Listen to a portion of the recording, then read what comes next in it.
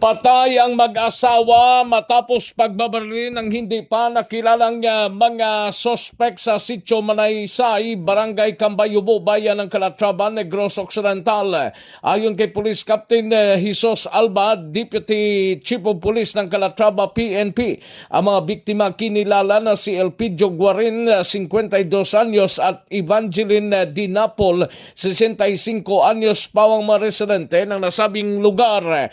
Dagdag pa ni Alba, mismo si punong barangay Dominador Hubahib ng Barangay Cambayubo ng nasabing bayan ang nag-inform sa kanilang sa nasabing krimen.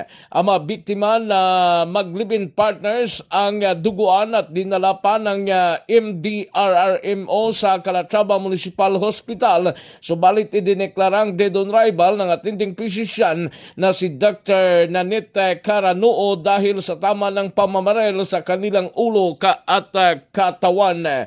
Para sa MBC TV Network News, ito si Rex Cantong, sama-sama tayo Pilipino.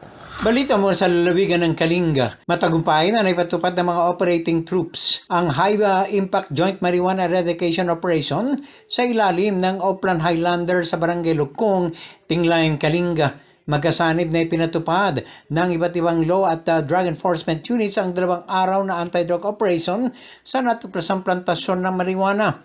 Nagresulta ito sa pagkakadiskubre at pagkakasira ng 500 kilo ng tuyong dahon na marijuana na nagkakalaga ng 60 milyong piso at 100,000 piraso ng fully grown marijuana plants na nagkakalaga ng 20 milyong piso. Walang naaresto ang cultivator sa mga operating troops sa 2 araw na anti-drug operation. Para sa MBC TV Network News, ito si Romy Gonzalez. Sama-sama tayo Pilipino. Pinangunahan ni Bataan Provincial Director Police Colonel Palmer Tria ang isinagawa random drug testing sa lahat ng PNP personnel na isinagawa sa loob ng kapanalig sa Camcerilo, Tolentino, lungsod ng Balanga kahapon. Bahagi ito ng paglilinis sa hanay ng kapulisan upang malaman kung sino sa mga tauhan ng Philippine National Police sa Bataan ang gumagamit ng ipinagbabawal na droga at para manatili ang tiwala at integridad nila at pangako sa mamamayan na lalabanan at susugpuin ang laso na sumisira sa kaisipan ng marami. Binigyan diin ni PD Colonel Tria na napakahalaga sa isang pulis na manatili ang respeto at tiwala ng bayan sa katulad nilang nagpapatupad ng batas. Para sa MBC TV Network News, Danny Kumilang, sama-sama tayo Pilipino! Arestado ang isang mister dahil sa panaharas o pang-abuso nito sa kanyang misis sa bayan ng Lavisaris, Northeast Samar. Ayon sa report ng PNP, ang nasabing mister ay hinuli sa isang manhunt Charlie operation na pinangunahan mismo ng Chief of Police, si Police Captain Edlen Encina. Hindi nakatiis si misis sa pang-abuso at pasakit ni mister kung kaya't kinasuhan niya ito ng vowsy. Sa bisa naman ng warrant of arrest, hinuli ang 65 anyos na mister na kasalukuyan na nakakulong sa Lavisaris MPS. Hindi na muna inilabas sa mga pulis ang pangalan ni mister at ng misis. Naglagak naman ng piyansa ang korte na nagkakalaga ng 24,000 pesos para sa pansamantalang kalayaan ng nasabing akusado. Para sa MBC TV Network News, ito si Jane Galit Bantayan. Sama-sama tayo, Pilipino.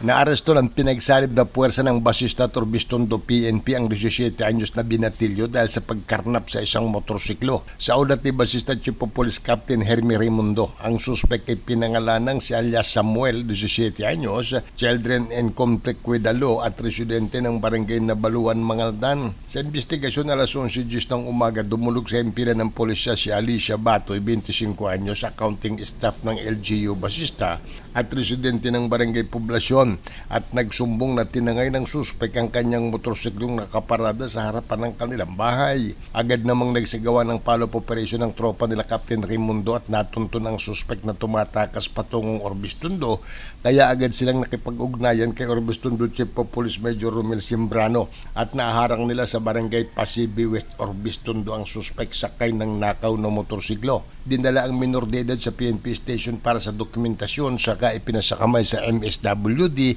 habang inihahanda ang kaukulang kaso laban dito. Para sa MBC TV Network News, ito si Freddy Fajardo. Sama-sama tayo, Pilipino.